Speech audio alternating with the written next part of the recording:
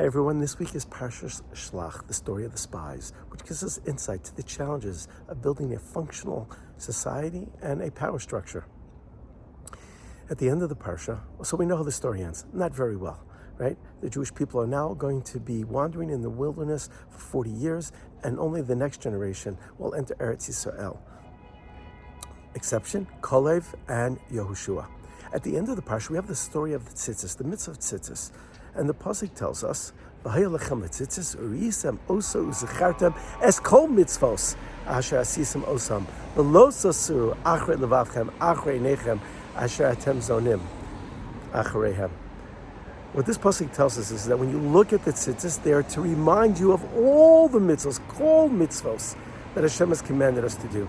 There's no other mitzvah in the Torah where it says explicitly that when I do this mitzvah, I am to be reminded of all the other mitzvot. It is true that when I keep Shabbat, it's as if I kept the whole Torah. And if I worship the Avodah Zarah, it's as if I did not keep the whole Torah. Okay, but there's this mitzvah. Tzitzis is one of the most underrated mitzvot. It's supposed to remind us of all the mitzvot, but it's also supposed to be a safeguard. Lo sosura achrei levavchem achrei einechem, as the verse tells us, we should not follow after our eyes and our heart. Because if we follow after our eyes and our heart, and we don't have Torah in which to look through or to use and guide our hearts and our eyes, then it's only about the sensual attraction, our egos, and that which we think is right, that which we create as our alternative reality aside from Torah. That's when we get into trouble. Tzitzis is such an easy mitzvah to do.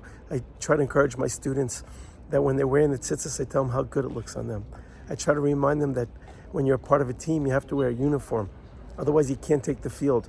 It's our uniform. It's there to remind us that day to day as we go through life, to check our ego at the door, to use the lens of Torah. And that's not always so simple. For me, it's about having a Rabbi who will tell me the truth, what I like to hear, but even sometimes what I don't like to hear. Sometimes it's a good friend, but that's the point. The point is, Shivim Panim LaTorah, there are 70 faces to the Torah, 70 ways. It's important to have a Rebbe in your life, to have good friends in your life as an anchor. So when we put on our tzitzis in the morning to remind ourselves, that's the lens in which our hearts and our eyes should see through. That's been my personal challenge, and it's something that I still work on every single day. It's not easy stuff, but that's the story when you're trying to build and form a genuine, authentic path to Hashem. And being in this country, in Israel, this past week, the challenges still abound. I don't have the answers, but I do know, as someone pointed out to me, when we daven the Shemona Esrei, we talk about God gathering in the exiles. And following that blessing, we talk about God restoring the judges. And after that blessing, we talk about, well, we have to get rid of those that are trying to harm us. It's a long process. But as a nation and as individuals, we have to keep looking to the Torah for the right answers.